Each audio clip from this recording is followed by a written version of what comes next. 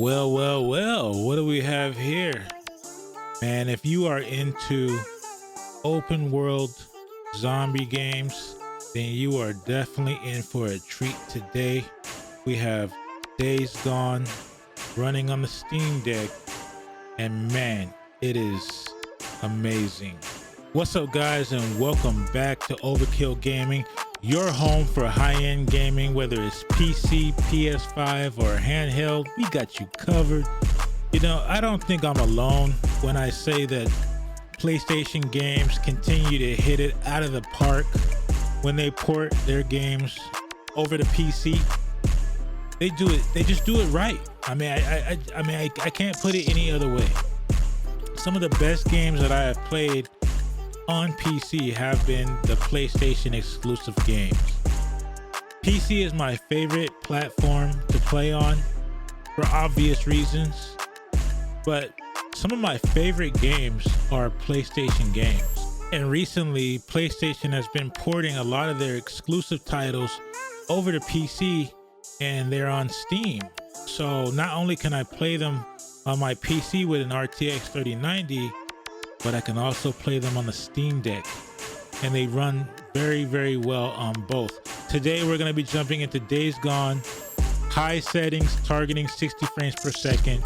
If you guys enjoyed today's video, please be sure to leave a like on the video and subscribe so you guys don't miss out on any of our future content. We got a lot of great content in store, not only for the Steam Deck, but for the PC and also PS5. So you definitely don't want to miss out on any of that, guys. All right, guys, without further ado, let's hop on into Days Gone. All right, so here we are in Days Gone.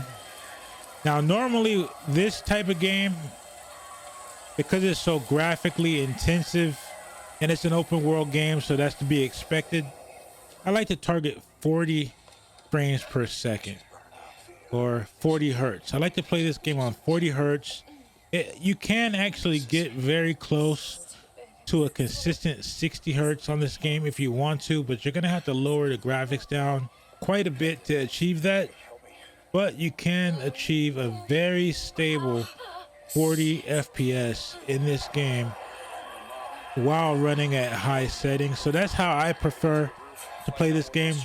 But I know that a lot of you guys want to get as close to 60 FPS as possible, so we're going to be targeting 60 FPS in our playthrough here. But we're going to start off showing you the consistent 40 FPS first, and then we'll switch it over to 60 FPS and show you how that looks. So as we can see here in this opening cinematic, this is not a pre-rendered cinematic. This is actually taxing the GPU very heavily. As we can see in the top left hand corner, is using up about 90% of the GPU resources, and this is on high settings, and yet we're able to achieve a very stable and consistent 40 frames per second. Now when you see a locked frame rate, typically that means that the hardware is able to achieve a much higher frame rate than that. But since it's able to achieve higher than that, and we have capped it at 40, it's going to be a locked 40.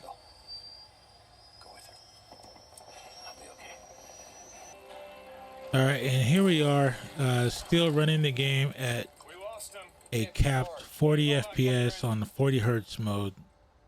We will be switching over to 60 hertz here in just a moment.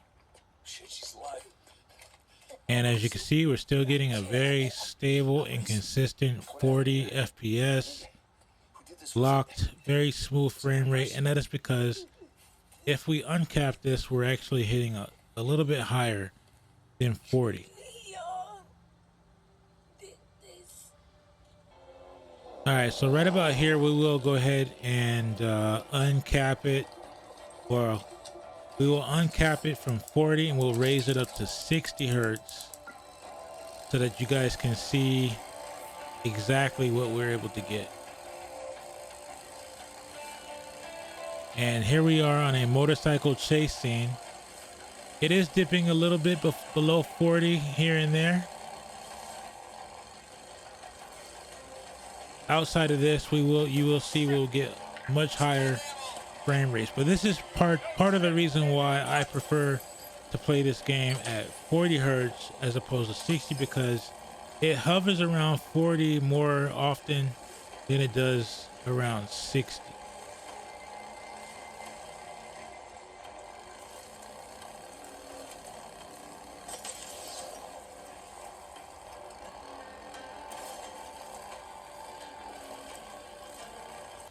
All right, so here we are running at 60 hertz, and you can see here in this gameplay scene we're getting 60 FPS no problem, but it's not always like this.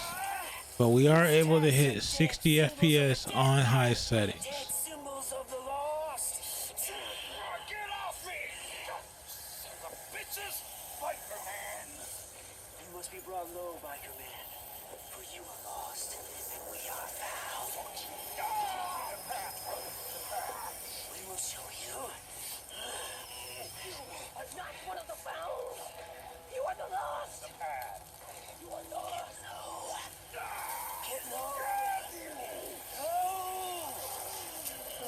So as we can see, when the game is allowed to go up to 60 FPS, we can get anywhere between 40 or maybe even a little less than 40 all the way up to 60, and maybe even higher, because we have it capped at 60 right now. But in certain scenes we may actually be able to even go higher than 60 FPS.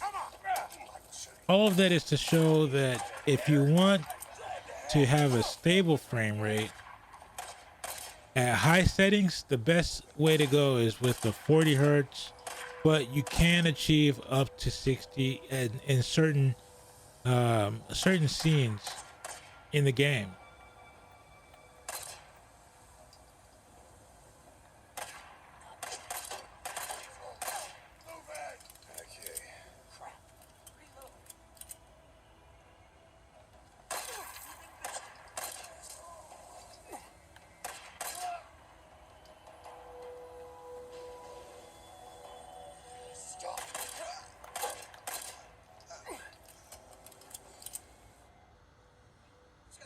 And as we can see here, we have dipped down into the 40s, more than likely because we have a lot more draw distance that has to be accounted for. A lot more of the open world has to be rendered in this scene, so we're dropping down into the 40s, which is still pretty good on high settings on a handheld device. So yet again, just more of an example of why I like to play this type of game capped at 40. 40 hertz is the next best thing when you're not able to achieve a stable and consistent 60.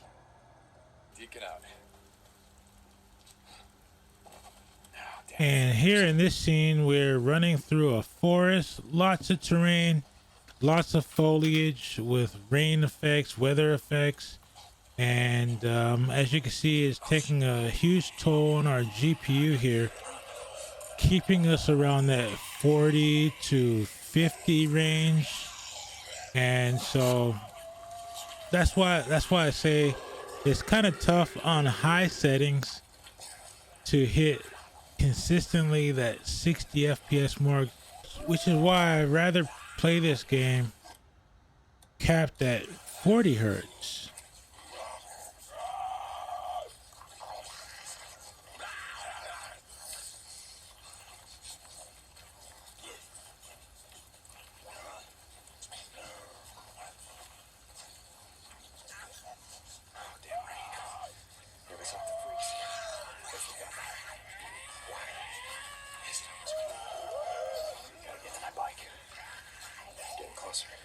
This is it.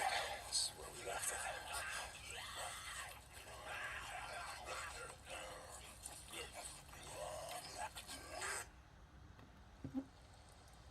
My bike's gone.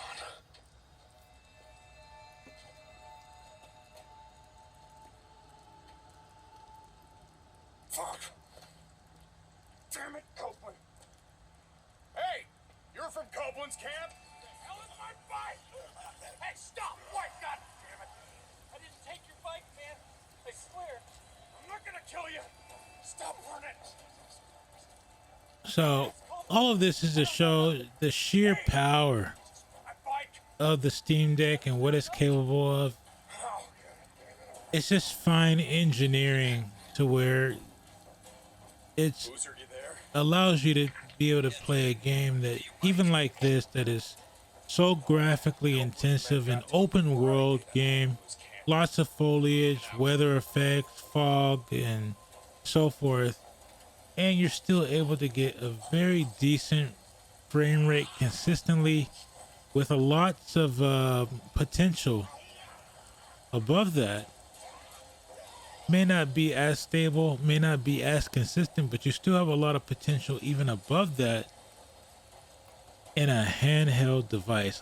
This has become my go-to #1 gaming device over my 3090 PC, over my PS5 console. This is my most used gaming device right now. That should tell you something. Yeah, that's where I'm headed.